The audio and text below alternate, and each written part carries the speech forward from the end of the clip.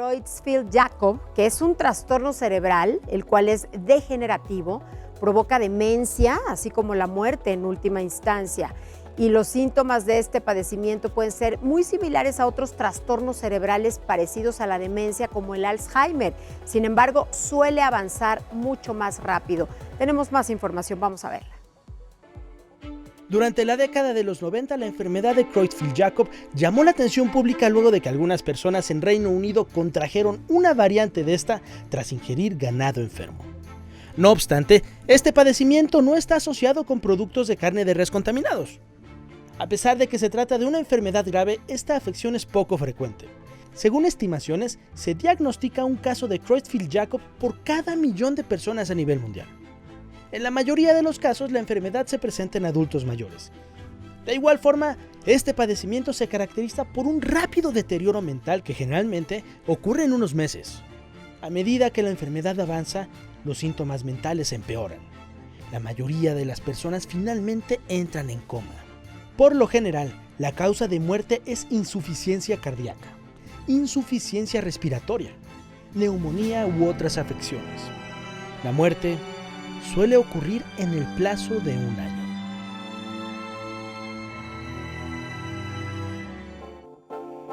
Hago comunicación con el doctor Arturo Contreras Marín, neurólogo clínico, y que él nos hablará, nos platicará más sobre esta pues poco común, por así llamarle, es una enfermedad poco común, esta enfermedad de Creutzfeldt-Jakob. Doctor, muy buenas tardes y gracias por darnos esta entrevista para Código Salud, para Heraldo Televisión. ¿Cómo está? Buenas tardes, Sofía. Muy bien, gracias por la invitación. Al contrario, gracias a usted. Háblenos un poquito de esta enfermedad, ¿en qué consiste? Bien, la enfermedad de Creutzfeldt-Jakob no es nueva, puede abordarse desde dos puntos de vista. Como bien lo dijeron en su introducción, puede abordarse como una demencia rápidamente progresiva. Es decir, muy rápidamente causa deterioro del estado mental, deterioro de las funciones cognitivas, particularmente la memoria, y algunos otros síntomas asociados como son posturas anormales, parkinsonismo o crisis convulsivas. Se diferencia de las otras demencias porque es muy rápida en su evolución, a diferencia de la enfermedad de Alzheimer, que lleva algunos años su evolución hasta la postración. Esta enfermedad, en el lapso de unos cuantos semanas a meses, causa postración y posturas anormales en los pacientes, y muy llamativamente siempre empieza por un cuadro neuropsiquiátrico, y la muerte se genera por diversas causas, más o menos en un año a partir de su diagnóstico. Afortunadamente, esta enfermedad no es muy frecuente, tiene una prevalencia mundial más o menos estable de 1 a 1.5 casos por cada 1.000.000 de habitantes. En algunos países hay una mayor prevalencia, pero generalmente se dice que uno en un 1.000.000 de habitantes por año es el número de casos que se presentan de esta enfermedad. ¿Y cuáles serían, doctor, perdón que lo interrumpa, cuáles serían los principales síntomas de la enfermedad? Es muy llamativo al principio de la enfermedad que haya depresión, que haya algunos cambios relacionados con ansiedad, pérdida de la memoria, posturas anormales, es decir, posturas distónicas, en torsión de los brazos. Puede llegar a haber alucinaciones muy particularmente visuales, es decir, los pacientes ven cosas que no existen, o ceguera, y muy particularmente un tipo particular de movimiento anormal o crisis, que son mioclónicas, hacen mioclonías los pacientes, saltos musculares, que los lleva hasta la incapacidad para la marcha y la evolución. Así es. Y bueno, es una enfermedad, como usted nos explicaba, que avanza muy rápido. Estamos hablando de meses o un año cuando mucho. Así es. Y el otro punto de vista a saber del cual podemos clasificar la enfermedad, se clasifica dentro de las enfermedades priónicas, es decir, están causadas por un prión. Hay enfermedades priónicas humanas y enfermedades priónicas en animales. ¿Qué es un prión? En animales, el scrappy y el ganado vacuno. Un prión, y ganó la persona que lo describió por primera vez, ganó un premio Nobel en las décadas de los 80. Un prión es una partícula proteinácea infecciosa. Es decir, se creía hasta antes de los 80 que una partícula tenía que tener DNA y tenía que ser una proteína para causar una infección y esto tenía que ser, digamos, una bacteria o un virus. Esta partícula proteinácea infecciosa de la que estamos hablando, que es un prión, es una proteína, no es una bacteria ni es un virus. Es una proteína que habitualmente está presente en todas las membranas celulares de algunas células de nuestro organismo, principalmente las del sistema nervioso central. Está ahí presente de forma normal.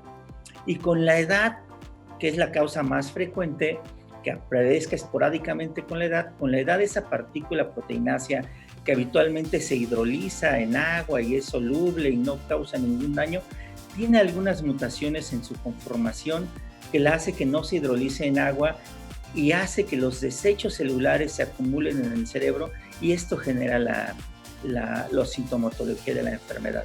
Doctor, ¿esta enfermedad se ha relacionado con el consumo de carne de res contaminada también, por lo mismo que nos está usted ahorita explicando? Sí, mira, la forma más frecuente de la enfermedad es la forma esporádica, es decir, aparece en cualquier persona, más o menos entre los 70 y 80 años, las células degeneran y forman esta forma, esta variante de la proteína. Y la otra es la genética, la hereditaria. La genética, sí. Afortunadamente, el 10% de los casos solo forman parte de la genética, que son casos hereditarios. El otro 90% son casos, digamos, esporádicos. Y existe la nueva variante, que fue en la década de los 90, es la nueva variante de la enfermedad de Creutzfeldt-Jacobs, que se da por comer carne de res. Tejido nervioso de carne de res, que es la manera de infectarse. Como te mencioné, están dentro de las enfermedades priónicas animales, está la enfermedad de las vacas locas, que todos conocimos en la década de los 90 en Gran Bretaña, que se da por consumo de esta carne de res. Obviamente, si uno no está en un lugar endémico y aparentemente ahora está controlado el brote de enfermedad de Creutzfeldt-Jakob, nueva variante en Londres, no sospecha uno de esta enfermedad.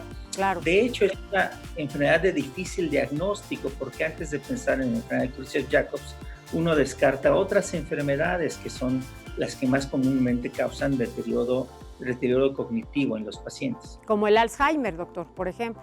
Así es, hay que hacer diagnóstico diferencial con el Alzheimer y con algunas otras demencias vasculares, incluso con encefalitis infecciosas. ¿Y cuál vendría siendo la diferencia para darnos cuenta de que no tenemos estas otras enfermedades y tenemos esta enfermedad de Creutzfeldt-Jakob?